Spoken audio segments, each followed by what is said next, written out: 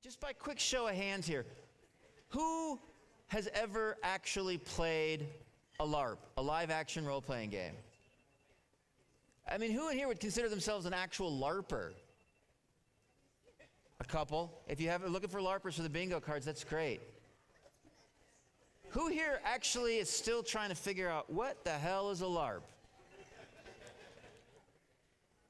A quick story. I've worked in the world of academic game studies for a long time, and if you don't know this about game studies, the center of the game studies universe in a certain sense is Scandinavia, and I don't know why, except that it's very dark there, so I think they have a lot of time to play games. But I actually was, I've known Jaakko collegially for many years, and we were both at a game conference in Turin, Italy, and we're just chatting about LARPs, and he's telling me stories about the LARPs that he'd played. And I'm standing there, and it's like it's bringing tears to my eyes. The stories are so impactful, and they're so exciting. And I said to him, I gotta get you to Colorado. You gotta talk to our immersive community. Because if you think that you know immersive, wait till you hear what they're doing in Finland. Like, the only things you know about Finland is Nokia used to be there, and Angry Birds still is. But that's not the story of Finland. Oh, and I found out, too, they do actually eat reindeer on Hawaiian pizza. It's true. I found this out. But it's really absolutely my pleasure and my honor to introduce you to Jaakko Strenros, an academic game researcher, a doctor. He's written 9 books. I'm not even sure I've read 9 books. He can tell jokes in English, and I can't speak a word of Finnish. He is a better person than I am. And I swear to you, if this does not change your perspective on what is possible in immersive, then I guess I'm back to my thing. I'll fight you. I don't know what else to say. All right, folks, Jaakko.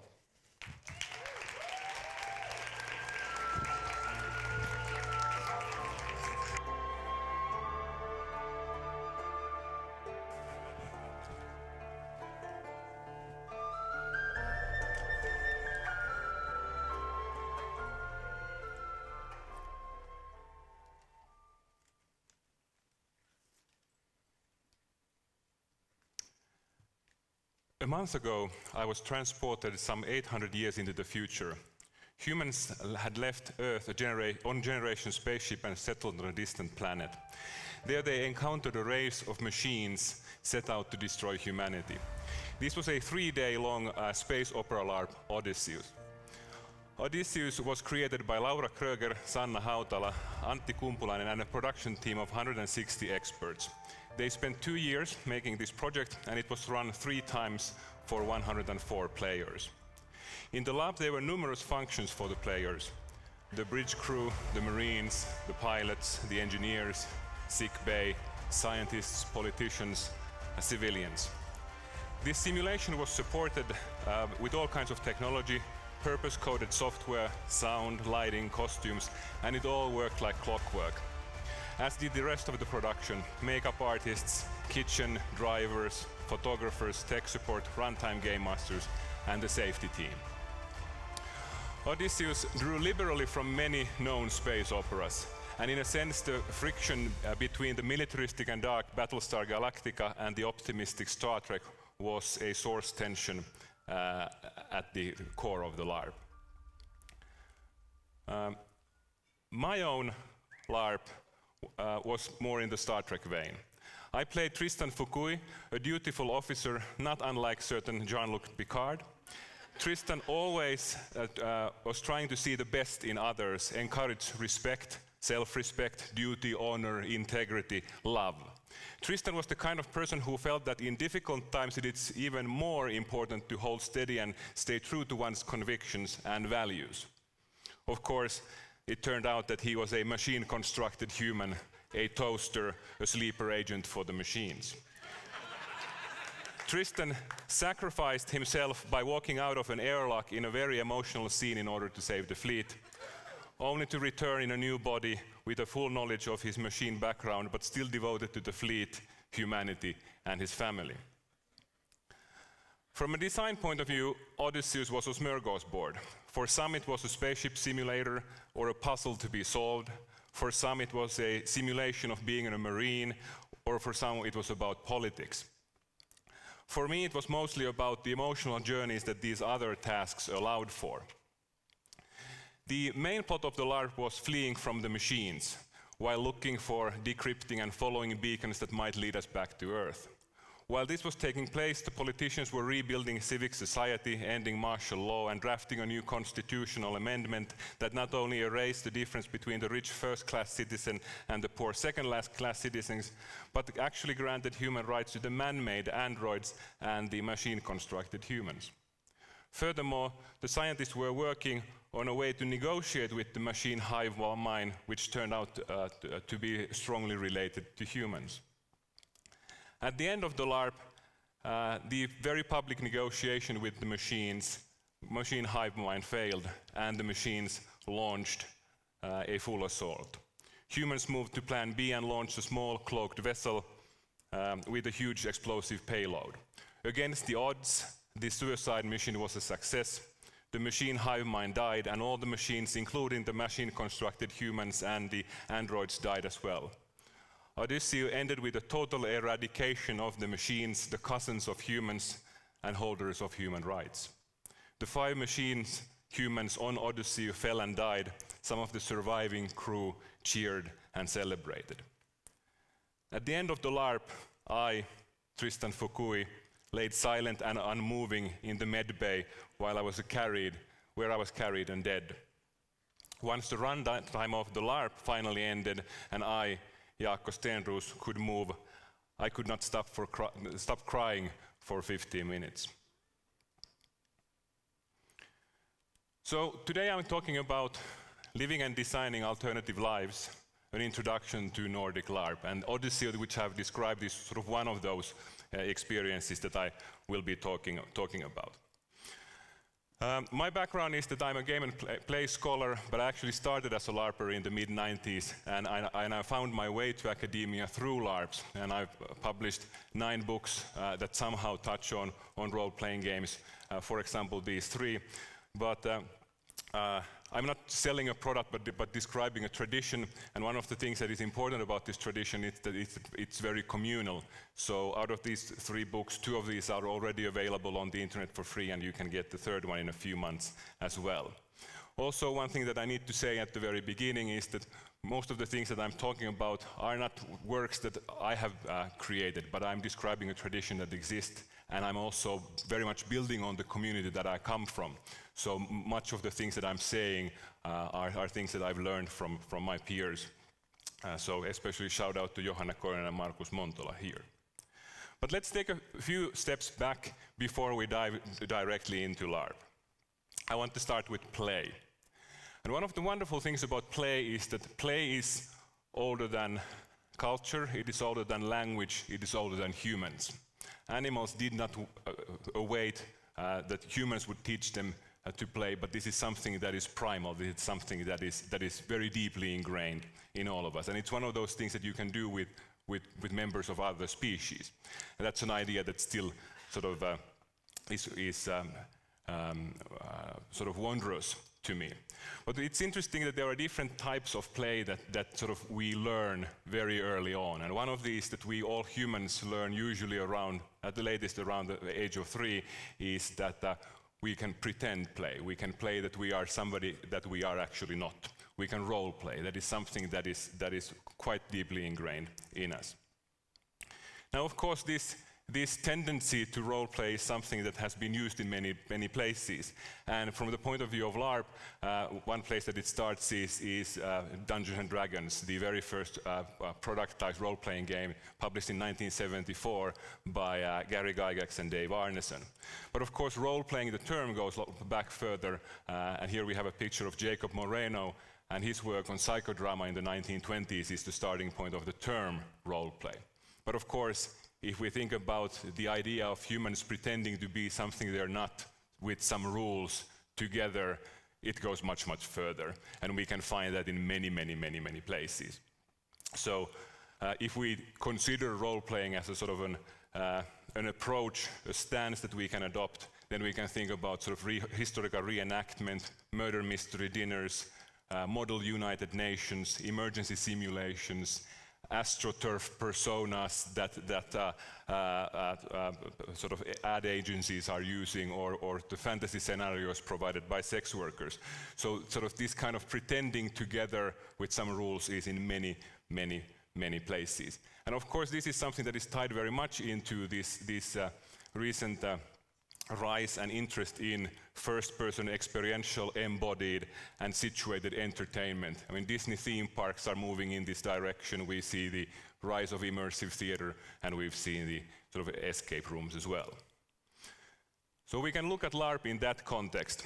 And sort of from Dungeons and Dragons, that kind of productized role-playing spread around the world. And in many places in the late 70s and early 80s, people started to stand up from their role-playing game tables and wanted to inhabit their characters in a more embodied fashion. These pictures are from Treasure Trap. These are fantasy LARPs played in the UK in the early 80s in a wonderful castle. Not exactly accessible though for everyone, but sort of that's something that was available for the Brits at the time.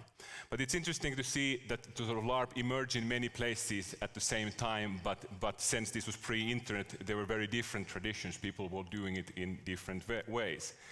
For example, in the US, it was more common to rent hotel rooms to play the LARPs in. But what most of these LARPs had in common was that there were characters, there were rules, there was a sort of dress up, or sometimes often monsters, and usually some kind of game masters running the show as well. But what I'm focusing on today is Nordic LARP.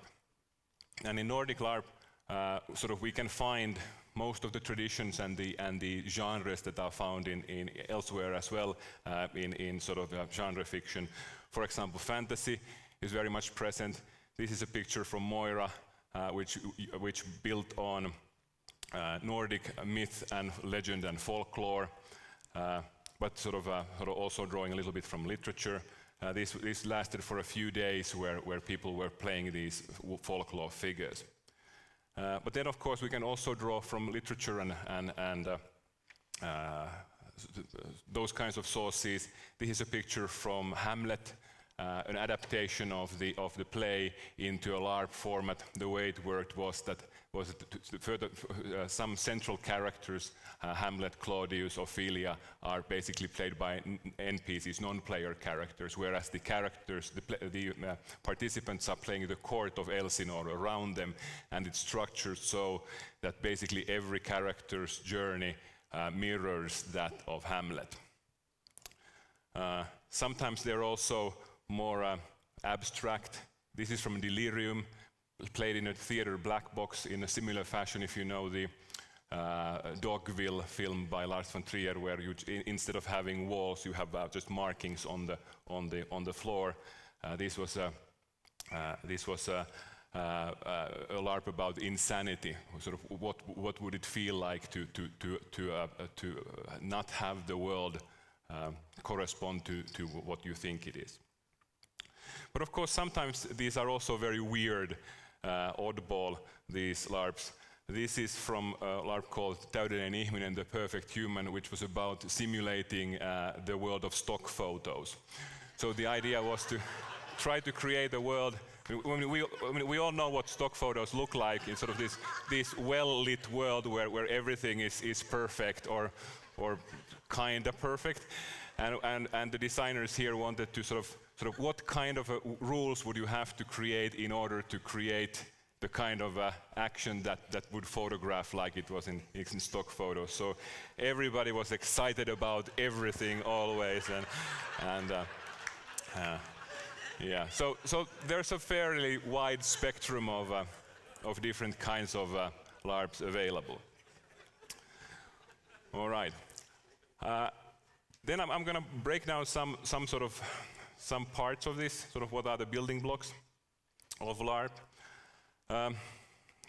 One way to sort of characterize this is as embodied participatory drama. as a participant, you are experience the events as a character, but you also shape them as a player. So sort of you are participating in it. There is no script in the sense that no one will tell you what to do.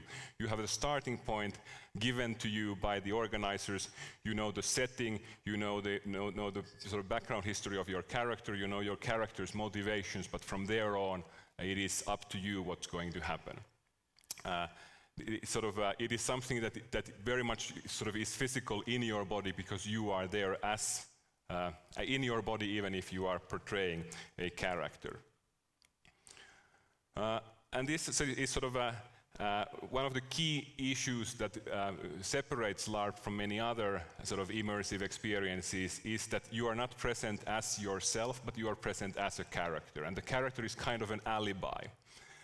In the sense that you get to do choices that maybe you wouldn't do otherwise if you were making those choices as yourself. If you have a character that is given to you, then you can make surprising choices. But at the same time, you do have, because it's still you have this sort of a dual consciousness where you're looking at the events that unfold both from the point of view of the character as real within the fiction, but also from the point of view of the player sort of experiencing something that you know is manufactured. So this brings us to first-person audience. There is no external audience in LARPs. You don't look at LARPs, you witness them from within. There is an audience, but it is the audience of the participants. The performer and the spectator are brought together in one body. In LARP, this is what we call the first-person audience. In order to see and witness these works, you must participate. So for example, here we have a picture from the executive game, which is sort of a mafia-style high-stakes poker inspired by an episode of The Sopranos, where sort of characters are gambling. They're pretending that the money on the table represents basically, for example, their daughter's possibility to go to get a decent education. So they're immersing in this fear. And this fear may not be visible for anybody else in any way, because you're hiding it behind a poker face. That is what you do in poker. Yet this fear that you feel as the character is a key, possibly the key element of your experience. But it is something that only you see. So in a way, the first-person audience is very literal in the sense that you're performing for yourself and nobody else may be able to see that at all. Also, the first-person audience is not a metaphor, because you only see those parts where you are present. I mean, you as your body is the one that moves in a space, and if we have let's say in Odyssey, we had a spaceship the size of a school, you only saw those parts where you were actually present. So it's a first-person experience for a first-person audience. Then we have a term called interimmersion. Interimmersion means that when we talk about immersion in the Nordic LARP scene, we're usually talking about immersive into the character, that you're trying to sort of think as your character and try to make choices as your character would. So that is the sort of the key immersion. But it's not enough to immerse yourself in your own character. If I were to start pretending that I'm Conan the Barbarian here right now, that would be pretty silly. However, if I got all of you to also pretend that I'm Conan the Barbarian, then after like 5 minutes of weirdness, it might start to feel real, or at least real enough. And this is the thing about this is the magic of LARP, is that you're not just and this is the thing that people sometimes fear about enacting characters, but it's not just you who are enacting your characters, but everybody else is also sort of supporting that performance and that play of character. So we call it interimmersion. You're sort of immersed into this fiction and all of these different personas. You cannot have a king without subjects. You cannot have a prisoner without jailers. So sort of the connections need to work. Then there is the creator. Sometimes we call them the LARP designer, sometimes the LARP writer. And it is interesting in the sense that sort of the creators, designers, LARP writers, they create the starting point of the LARP. They decide on the setting, the theme, they create the game mechanics. Sometimes they write the characters for these events as well. Yet the moment the LARP starts, it's out of their hands, at least up to a point, because that's when the players take over. And in a way, one way to think about this is that, or one way that we think about it in the community is that the moment something happens in the LARP that the designers did not foresee, something weird that the creators didn't foresee, that is the moment when the LARP lives, because that's when the players have taken it and are running with it. It is co-creative. So you sort of, whoever is participating in it, if you are just sort of hanging back and looking at it from the sidelines, then you are not in it. You need to be part of it in order to be a part of it. There is no external audience. All right.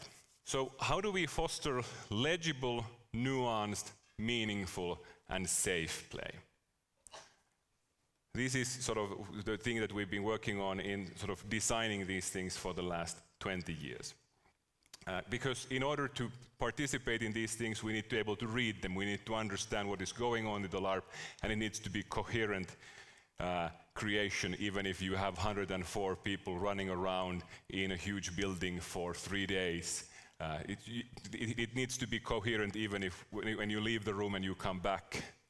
And that's the reason why we can't use the improvisational yes and rule, because you would yes and into so many different directions with that many people that we need to bring it together somehow.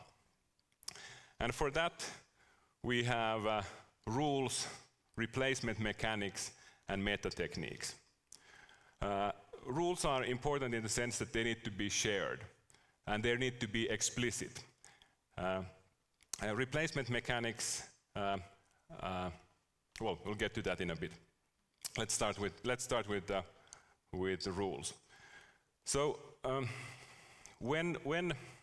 before the LARP starts, everybody needs to be on the same page about sort of what the rules are. And this is different from, let's say, theater or film, because before theater or film, usually you don't need to read through the rules. And this is because culturally we understand how to read film and how to read theater. We are encultured in that. And even if you have an experimental film, usually it somehow contains the rules as to how to read that work. However, in a participatory co-creative thing, that doesn't really work. In the sense that we need to bring people on the same page so that they have a shared enough understanding what's going on, and that is why rules are needed. And these rules can be sort of in many ways. For example, sort of they can be very explicit in the sense that sort of when the bell rings, the LARP ends. Or they can be sort of implicit in the community. For example, you will ignore anybody who is in contemporary clothes when playing something set in medieval times, because they're probably just doing production there. Here's an image that I love from a vampire LARP from the mid-90s. Here we have sort of two of the game organizers sitting behind a desk before the LARP starts, and the players are paying them before coming in. You can see on the guy, he has a name tag which is not visible in the fiction, so it's there to remind people what his character's name is and what is his title.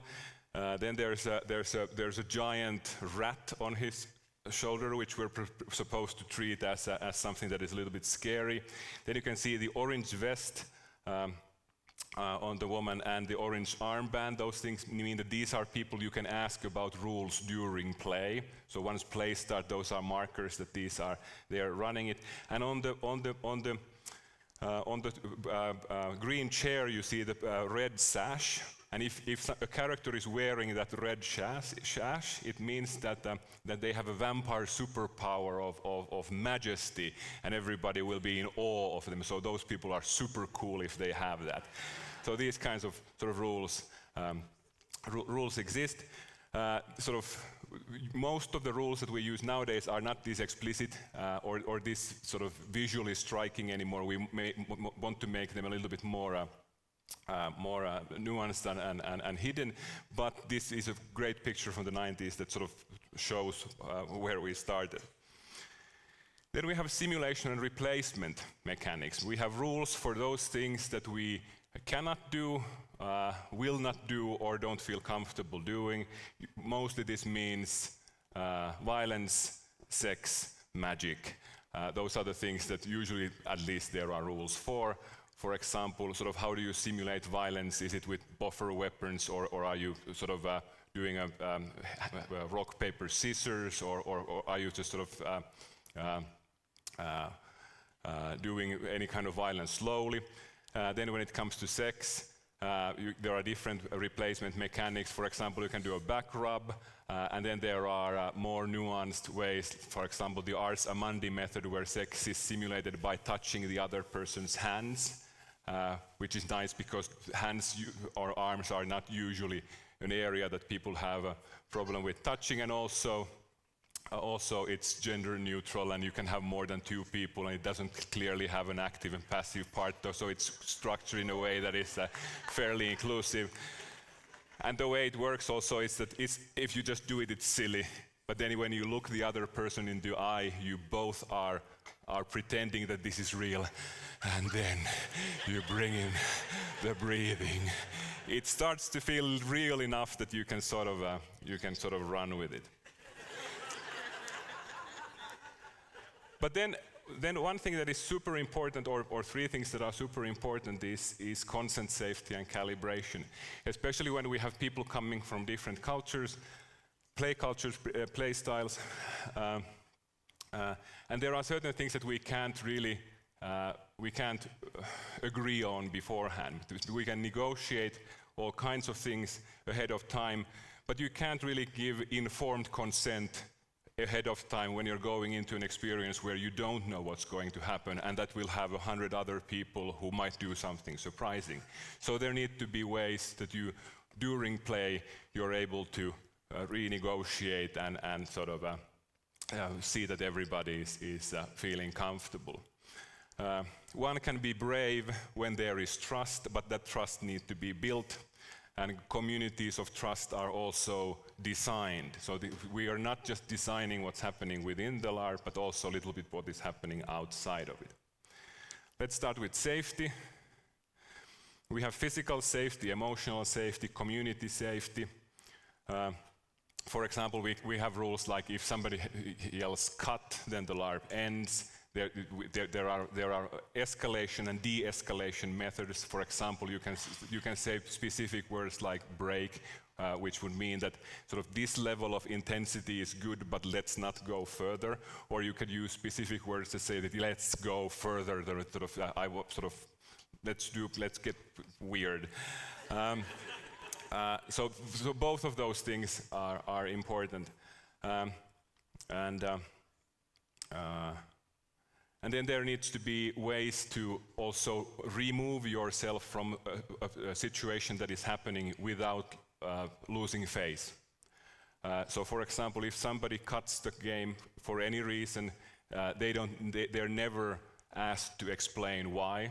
They must be able to leave whenever they want, and any room must be designed in such a way that you can walk out at any time. One method that we have is the look down method, where sort of if you realize that you want to leave the scene, sort of you look down and everybody will make way for you to get out of the scene, and they will find a way to explain why your character is no longer there. Consent. We have 2 types of consent. We have story consent, and we have physical consent, or sort of player consent.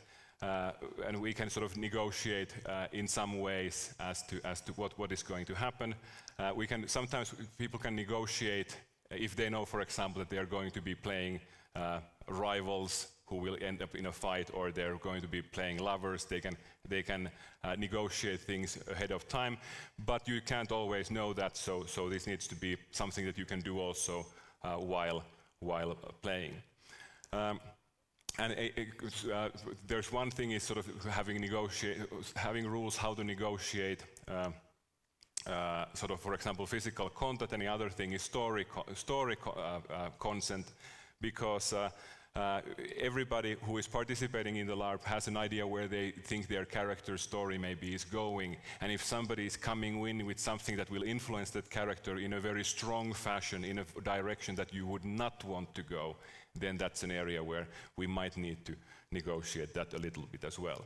And when giving these to players, it's important to give some kind of a script how to negotiate and how to do these negotiations, because people don't have these skills always. So giving them a script like ask this and then you say thank you, and however that is done. And then sort of calibrations of intensity, sort of where do we want to go. And this is an area where we draw especially from the BDSM community and martial arts, which are areas where sort of physical negotiation is done. For example, a tap out would mean that sort of let me get out of this situation, or this could be a mechanic that were used. All right. So sort of the tradition that I'm talking about here about Nordic LARP, we can sort of the way we see it is that it's a tradition of design that takes LARP as a valid form of expression worthy of debate, analysis, and continued experimentation. Value is often placed on thematic coherence as well as continuous illusion, action, and immersion, while keeping the LARP co-creative and its production usually uncommercial. Workshops and debriefs are common. This tradition in the Nordic countries around the turn of the millennium. And when I say the Nordic countries, I mean Sweden, Denmark, Norway, and Finland. Why did it happen there? There are certain cultural reasons that enabled that. For example, when we started with fantasy LARPs in the forests, we have the freedom to roam. If there is a forest, you can sort of set up a tent there. That is something that anybody can do. There's a long history of self-organization, and fairly early on, this was recognized as a cultural activity. It's largely uncommercial, and one of the reasons that sort of it's by the community for the community. So it hasn't commercialized as much as it could be. And one key issue is that we also have healthcare, which means that we don't need to worry about liability, which, as we know, yes. Yeah, the first time I was LARPing in the US in upstate New York, that was the first thing that was discussed. Sort of do not go near that horse because we don't have insurance for that. I'll stay away from the horse. And then sort of looking at it from a sort of a role-play point of view, there are different things that people look for in role-playing games. Some people are looking for drama. That means they want to have a fantastic dramatic arc. They want to be the hero, or they want to have to die in a glorious way. Some people are looking for simulation. They want to experience something else, being in a specific place or time or situation.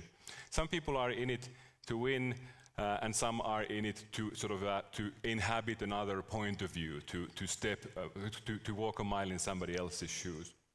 But the sort of the game part is something that is fairly rarely comes up nowadays. I mean, that's sometimes, but it's the least important one of these.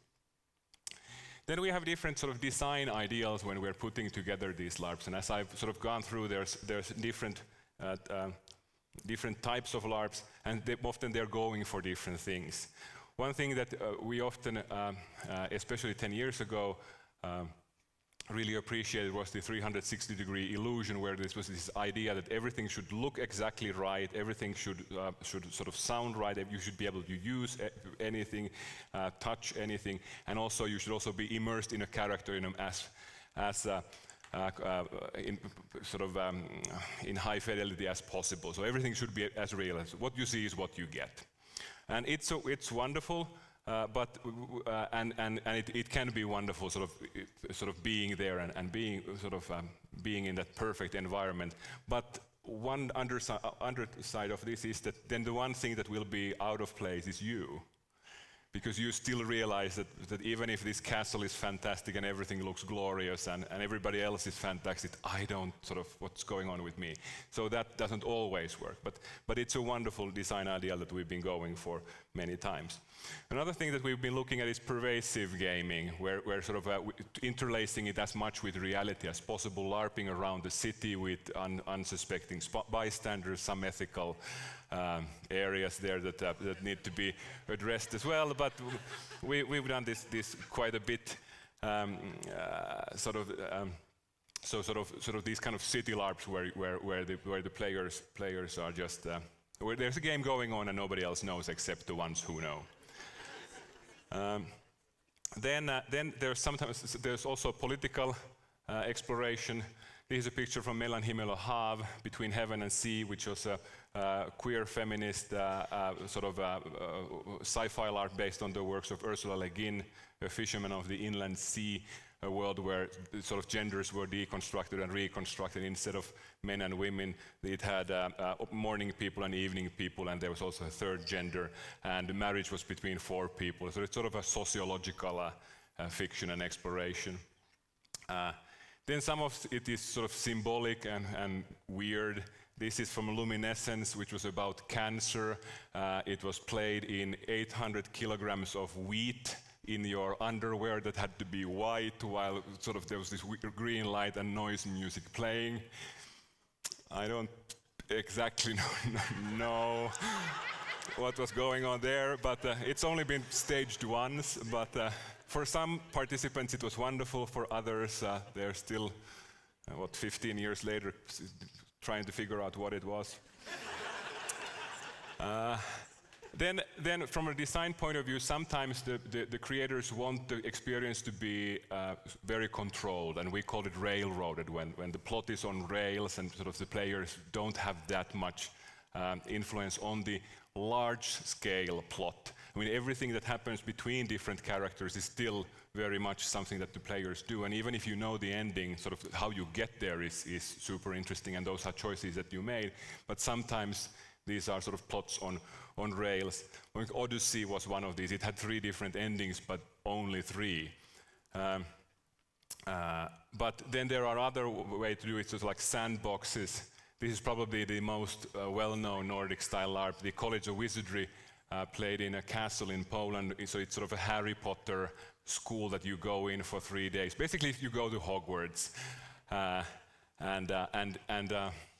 I mean, there are the lectures and there's all the extracurricular activities that sort of you would expect in a Harry Potter world, but you can also bring your own ideas, and you don't need to sort of participate in the plots that you don't want to, and it's very much a sort of a sandbox environment, or a castle with actual secret passages type of thing.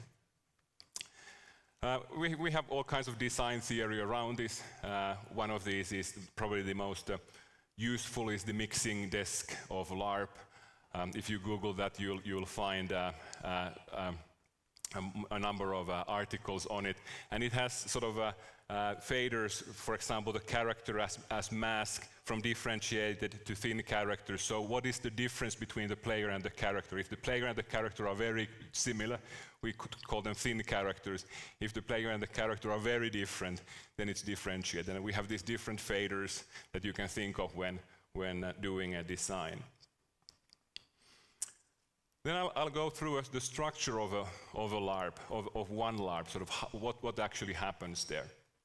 So before the sort of LARP happens is the LARP writes, the LARP designers, they sort of have an idea, they book a place, they write the character, they set the theme and come up with the plots, they advertise it, the players sign up if they think that it's something that they're interested in, and then they show up at the site with character costumes, and maybe they've connected to some of those players who they will be playing with, for example, if they're playing friends or spouses or enemies or whatnot. Then when you arrive at the site, there's usually first a workshop, and in this workshop sort of we prepare together, and this is where we need to build trust. So we go through all the rules, and even if we have sort of wonderful rules and safety mechanics and consent techniques and whatnot, if those are not actually workshopped together, people don't know how to use them. So this is something that we need to do before we step in. So in a way we could sort of say that this is a rehearsal period. It goes from 2 hours to a day, depending on how the LARP might take. This is from Cabaret, a LARP inspired by Christopher Isherwood's books set in 1930s Berlin about sort of the rise of Nazism. A musical LARP, so obviously also inspired by the musical that was inspired by Isherwood's books. So here, for a few hours, the players were sort of connecting with the other characters, negotiating those a little bit, and learning the rules as well as the mechanics, and also rehearsing some of the songs that they would later sing. Then we get to runtime, where sort of the players take over. And they're in this cabaret. There's a show going on. There's all kinds of plots happening.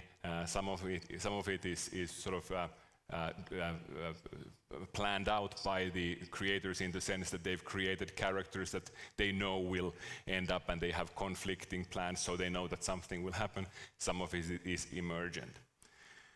Then sometimes, not always, sometimes LARPs have act breaks. So if, for example, you have a LARP that goes on for a day or two, you might have sort of breaks in the middle where people can talk to other players out of character, and, for example, say that I would be interested in playing with this kind of thing. Can you find a way to include me in that?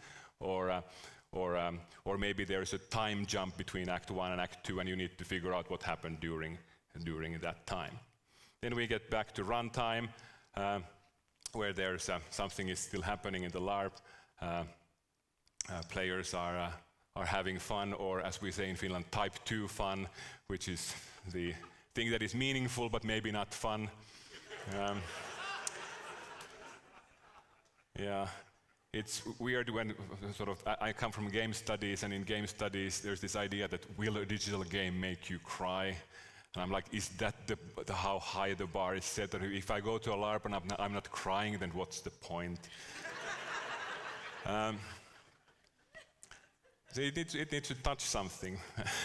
And then after the LARP has ended, then there is a debriefing, a cool down period, because you may have gone through something quite impactful. I mean, seeing your sort of friends dragged away by the Gestapo in the last night when this cabaret is open, when you have spent 12 hours there, does feel like something, and you have shared something with others who are there, and those are the possibly only people who understand what has happened, because this is something that others can't access afterwards. LARP is ephemera. The moment it is complete, the moment it ends, it also ceases to exist. So there is a debrief, a cool down period afterwards. Usually a party as well.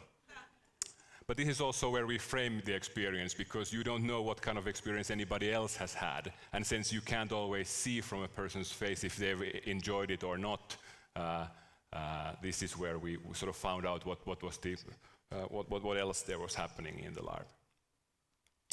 A few more building blocks before wrapping up what else we have. Because the character and the player are separate, even if the character fails, the player can still succeed, because even if the character dies spectacularly, that can be a wonderful tragedy to play for the player.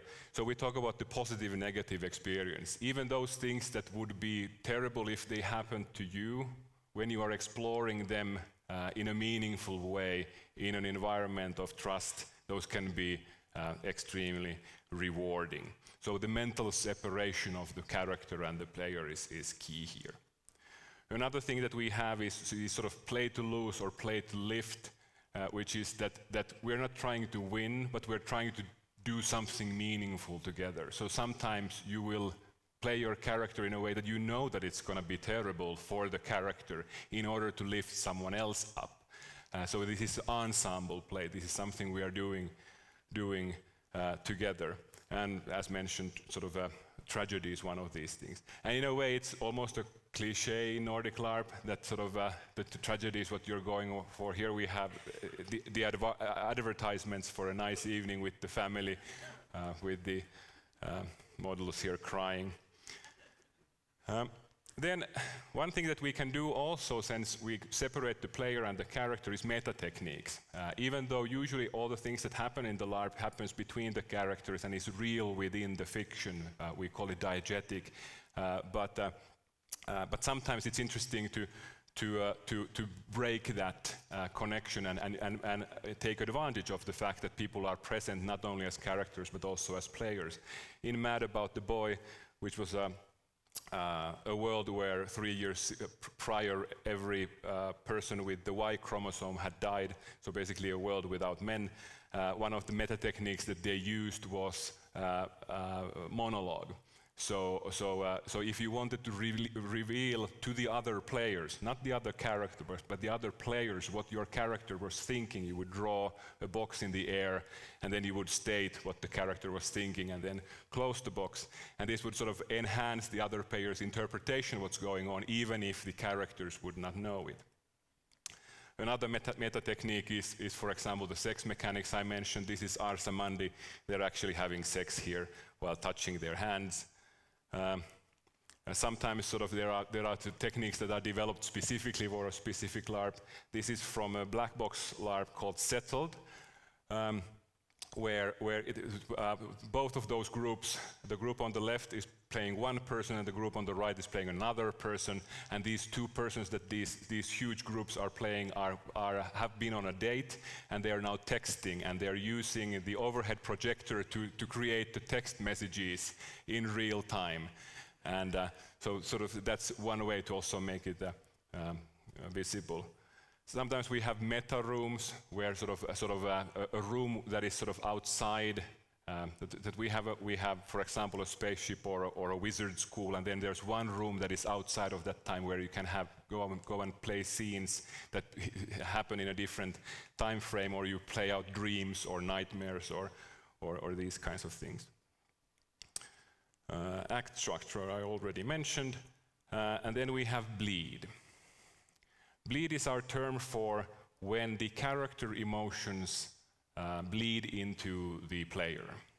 So, or vice versa, but usually it's the character's emotions that are bleeding into the player. So after you've had a 3-day stimulating weird experience somewhere and you haven't slept much and you're in this raw state, and then the fiction ends, you will feel a bit lost, and since the player and the character inhabit the same body, these feelings will linger. And for the longest time we didn't have a word for this. It's just sort of, you just felt weird, but now sort of we have a little bit of terminology, so it's easier to cope with, to understand that sometimes you can long for people who don't exist. You long for someone you spend 3 days with, but that person is a fiction. Even if you meet the player of that character, it will never be the same. So these kinds of emotions are something you need to deal with. Because it is ephemera. It is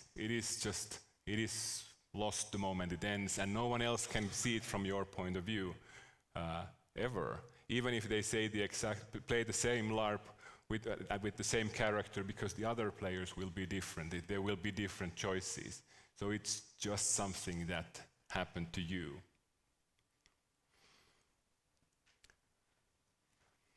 And the thing that sort of in a way makes this possible is the community behind it, that have been working together on this for 20 years. And the fact that it is uncommercial most, I mean, there are some LARPs where 1 to 3 people might get paid, but most of the time these are made by the community for the community. But it also means that people don't need to be secretive of their design insights, but they can share everything. Also sort of the design knowledge is passed around, and the community is actively trying to also sort of make itself better. And that is also what I'm of course building on here today with all the knowledge that I'm imparting is from this community. So to sort of bring this all together, what do we have here? First of all, most of these LARPs are bespoke design, which means that whenever you do a LARP, these LARPs are usually one-shots in the sense that it's just one event, and everything is designed for that specific event. I mean, you of course look at what everybody else has been doing in the community. If somebody has wonderful ideas for rules, you will see if you can use them. But there's no rule book per se that you would always use in any LARP, because if you have a LARP about Harry Potter and you have a LARP about having cancer in flower, then probably you will need different types of tools. So whenever you're starting from scratch. I mean, not from scratch, we have a huge toolbox that you can use, but that you need to choose what you need for a specific project. Then we have a committed ensemble. If you're going to a LARP, you need to commit. I mean, it takes some effort in the sense that you need to read the character and get a costume and show up. I mean, it takes a lot of time, and that's a commitment. But the bigger commitment is that you need to take it seriously. If you don't take it seriously, then it's just going to be silly. And that doesn't mean that LARP needs to be serious. You can have a wonderful fun experience, but if you're not taking the world and the characters seriously, then it's just haphazard, then you're just ruining it for others. And that's the thing because that is the thing that makes it fly. Everybody needs to believe and work on the fiction for it to stay afloat. There's of course the idea that sort of especially from the 80s and 90s in role-playing games, there was this idea that players could get stuck in these fictional worlds. That's not possible, because staying in the fictional world and upholding that fiction takes work. And the moment people start doing that work, it will collapse. So you need to be committed while playing. And then finally, players are more important than LARP, or maybe even humans are more important than LARP, because also the game designers and the organizers and sort of everybody who's participating, their safety, their well-being, their sort of sense of security is something that must be more important than a specific scene or that sort of it can be accessible and safe enough.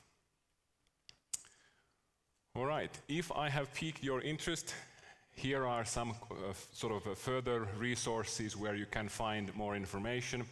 Solmukohta is an event that happens, or Knutpunkt is our annual event in the Nordic countries. The Nordic LARP is a coffee table book that you can get for free online. Then there's a Facebook group where you can find out about LARPs.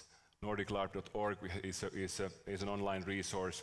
If you're interested in the theory, the foundation stone of Nordic LARP is a wonderful place to start. And if you don't want to read but listen, the LARP Writer Summer School has over a dozen lectures on YouTube that you might dip your toes in. Thank you for listening.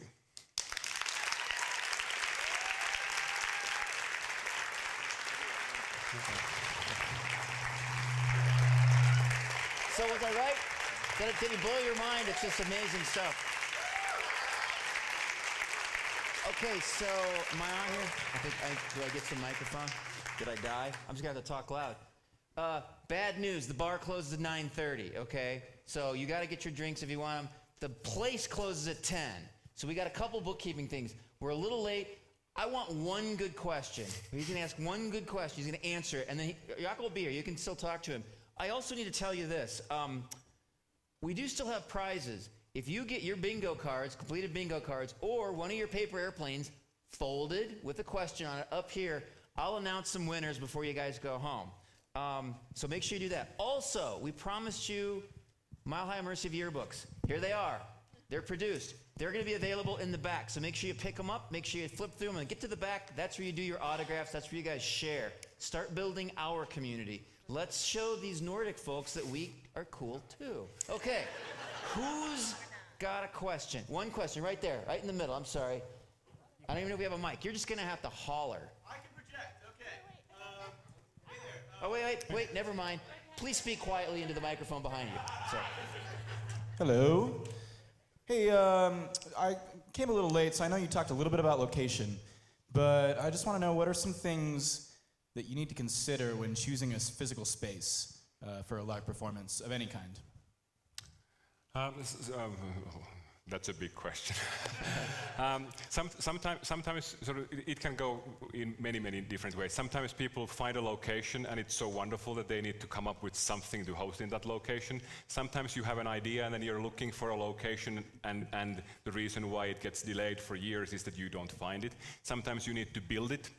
So giving you examples, the College of Wizardry takes place in Poland in a castle called Chocha, and the designers went there and they realized that sort of when they found all the secret passages that are there that we need to do something here, and the Hogwarts was an obvious choice.